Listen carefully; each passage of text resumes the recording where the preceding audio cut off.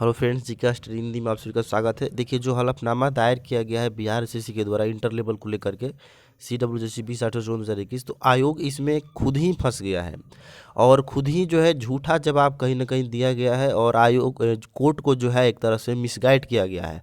और पिटिशनर के द्वारा जो भी मांग किया गया है कि न्यू एनसीएल मान्य हो, उसको जो है पूरी तरह से खारिज करने की बात कहा गया आयोग के द्वारा, जो कि गलत है। और कहाँ कहाँ आयोग खुद ही फंस गया है, चलिए आपको हम बताते हैं।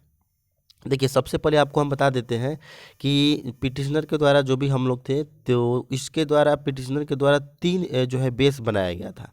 पहला बेस था जो है, ठीक है, पहला बेस था कि जो विज्ञापन है, एडवर्टाइजमेंट है या फिर काउंसलिंग का जो लेटर है, उसमें कहीं भी कट ऑफ डेट का जो है मेंशन नहीं था कि जो भी प्रमाण पत्र चाहिए, न्यू एनसीएल चाहिए या फिर कास्ट सर्टिफिकेट चाहिए, वो 31/10/2014 के पूर्व का चाहिए। ऐसा विज्ञापन में कहीं भी जिक्र नहीं है।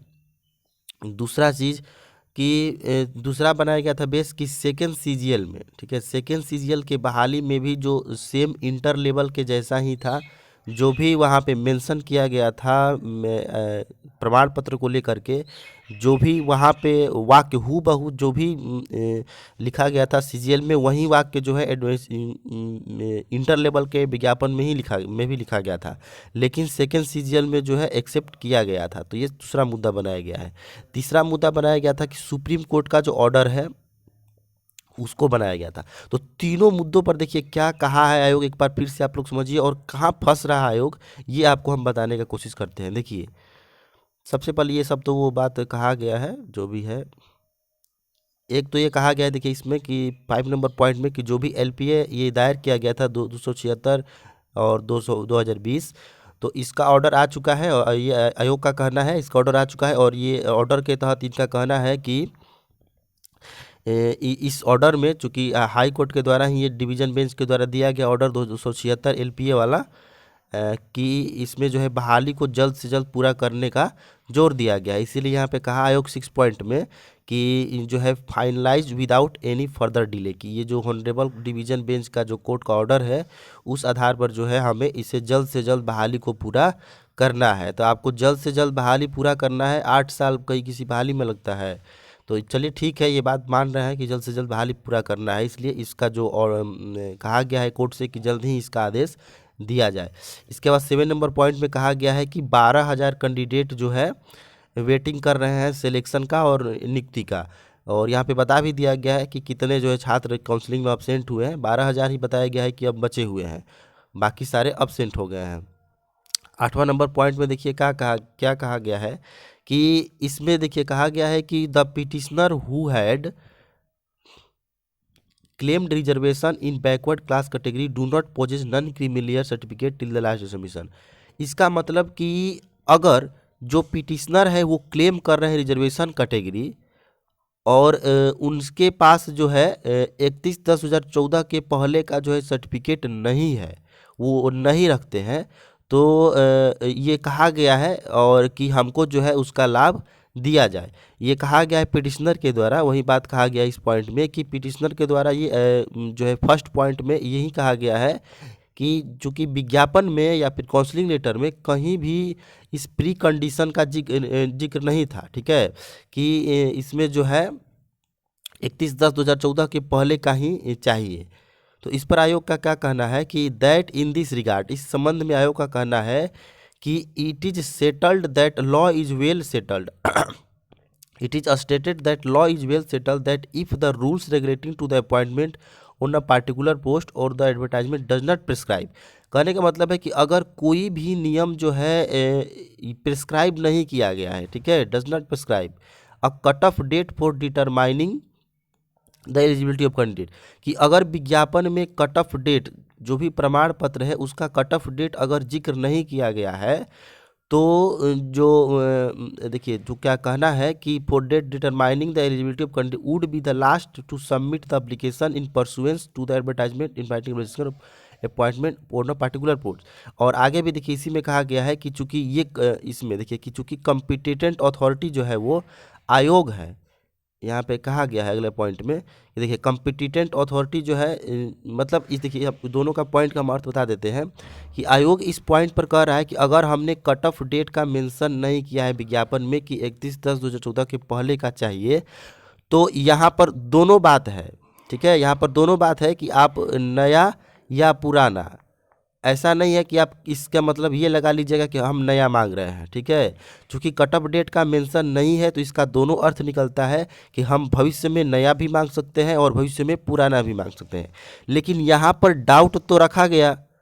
ठीक है, चूंकि डेट का मेंशन नहीं किया गया तो इसका मतलब ये डाउट का विषय है, और बेनिफिट ऑफ डाउट हमेशा विक्टिम को मिलता है, पीड़ित को मिलता है। अगर आपने इस एडवर्टाइजमेंट में कहीं भी डेट नहीं बताया है तो इसका अर्थ दो निकलता है कि आप नया या पुराना दोनों जो है आपका कहने के अनुसार दोनों मांग सकते हैं। चलिए मान भी लेते हैं कि इसका मतलब है कि आप जो कहेंगे भविष्य में कि नया लेंगे या पुराना लेंगे, कह सकते हैं चूँकि डेट का मेंशन नहीं है। लेकिन आप डाउट में तो रखें, और जिस प्रमाण पत्र का वैलिडिटी ही 1 साल के होता है और 1 साल से पुराना होने पर 18B भराया जाता है, चूँकि उसका 1 साल का वैलिडिटी ही होता है। ठीक है, तो 1 साल का वैलिडिटी ही होता है, तो 2014 में कोई सर्टिफिकेट बनवा लिया और अब 2015 में या 16 में अगर वो न्यू बनवा लेता है तो पुराना क्यों रखेगा, उसको फेंक क्यों नहीं देगा, उसको 8 साल तक संभाल के कोई व्यक्ति क्यों रखेगा। ठीक है, क्योंकि 1 साल का वैलिडिटी ही होता है, हमारे पास नया आ गया तो हम पुराना क्यों रखेंगे। आप विज्ञापन में जिक्र ही नहीं किए कि उसका हमको चाहिए।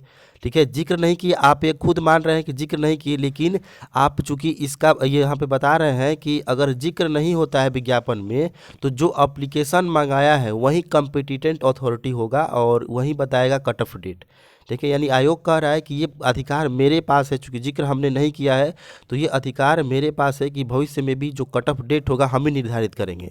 और अगला पॉइंट में यही भी कहा भी गया है कि that is in the present case since the service rules and the advertisement does not specify the cut off date. कह रहा है कि यहाँ पर जो भी नियम है और विज्ञापन है वो कट ऑफ डेट को स्पेसिफाई नहीं किया गया है, कट ऑफ डेट नहीं बताया गया है। The relevant date for determining the eligibility of candidate would be the last date of submit. इसीलिए आयोग के द्वारा यह निर्धारित किया गया कि जो प्रमाण पत्र निर्गत करने की तिथि होगी वह आवेदन की अंतिम तिथि तक का ही होगा। और ये किस बेसिस पर कर रहे हैं कि चूंकि ये एप्लीकेशन यही मंगाए हैं, यही बहाली कर रहे हैं, तो ये कॉम्पिटिटेंट अथॉरिटी है, तो ये जो चाहेंगे वो कर सकते हैं। तो ये तो अन्याय हुआ। ठीक है, जब आप डाउट में रखे हैं, आपने जिक्र नहीं किया, तो आज आप किस अधिकार से जो है इसको कह दे रहे हैं कि पुराना चाहिए। किसी भी बहाली में, बिहार के किसी भी बहाली में ऐसा नहीं होता है। और सेकेंड सीजीएल पर भी जो जवाब दिया गया उसको भी आगे दिखाते हैं हम कि उसमें भी आयोग के द्वारा साफ झूठ बोला गया है। ठीक है, ये तो हुआ कि जो पहला आरोप लगाया गया था उस पर जवाब था। ठीक है, और दूसरा देखिए और एक बात, इसी आरोप में देखिए जो क्लॉज 2 और 4 है उसका हवाला दिया गया है। यहाँ पर देखिए क्लॉज 4 का हवाला दिया गया है, तो सबसे पहले आपको क्लॉज 2 और 4 हम दिखा देते हैं एक बार।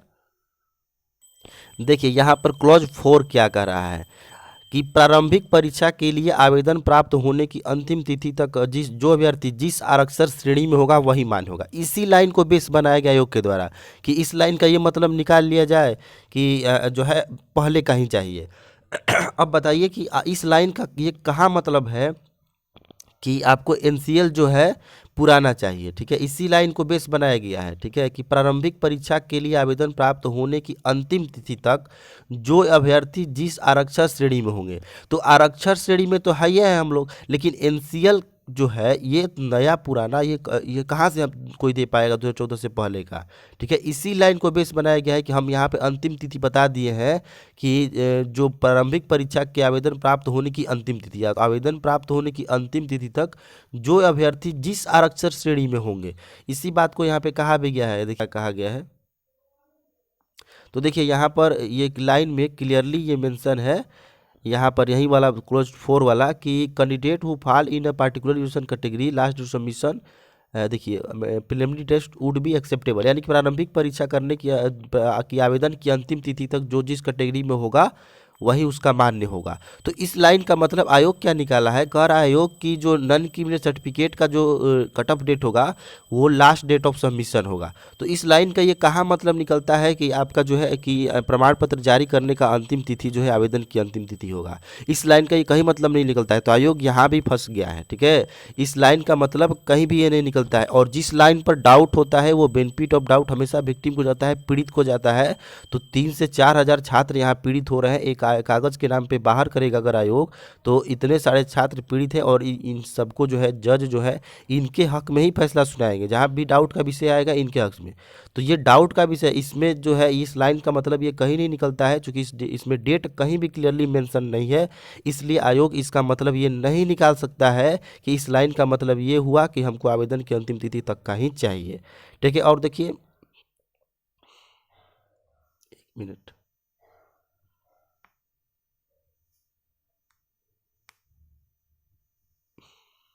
देखिए और देखिए यहाँ पे क्लॉज जो है 2 का भी हवाला दिया गया है, तो उसको भी थोड़ा सा देख लेते हैं। देखिए क्लॉज 2 में क्या कहा गया है कि पिछड़ा वर्ग अत्यंत पिछड़ा वर्ग के श्रेणी के उम्मीदवारों के लिए अंतराल राज्य प्रमाण पत्र क्रिमिनल नहीं होने का उल्लेख मान्य होगा। और इसी लाइन में देखिए यहाँ पे कहा गया है, ये वाला लाइन को उन्होंने कहा है कि इस लाइन में देखिए ये वाला है कि ये देखिए यहाँ पे पिछड़ा वर्ग अभ्यर्थियों के लिए क्रीमी लेयर रहित प्रमाण पत्र तथा अनुसूचित जाति जनजाति के अभ्यर्थियों को जाति प्रमाण पत्र समर्पित नहीं करने पर वे अनारक्षित श्रेणी के माने जाएंगे तथा उन्हें आरक्षण का लाभ नहीं होगा। इसी लाइन को आयोग कह रहा है कि अगर आप जो है ये हम कहे थे, देखिए क्या कहा है उसको देख लीजिए। देखिए क्लॉज 2 का भी यहाँ पे दिया गया है नीचे, देखिए क्लॉज 2 का भी यहाँ पे दिया गया हवाला इसमें, और कहा गया है कि required to be submission at the time of application.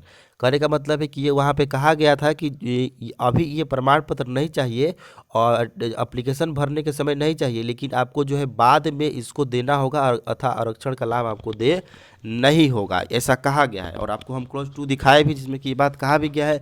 लेकिन इसका मतलब ये नहीं है कि कट ऑफ डेट आप निकाल लीजिएगा, जो कि यहाँ पे आयोग के द्वारा इसका भी मतलब सीधा तौर पे यही दिया गया है कि therefore possession of certificate to claim reservation category was mandatory.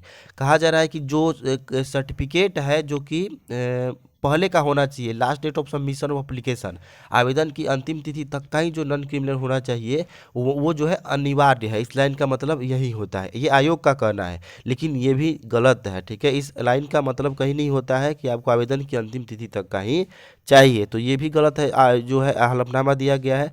और सेकेंड सीजीएल के मुद्दे पर क्या कहा गया है वो भी ज़रा सा देख लीजिए। ये तो हो गया।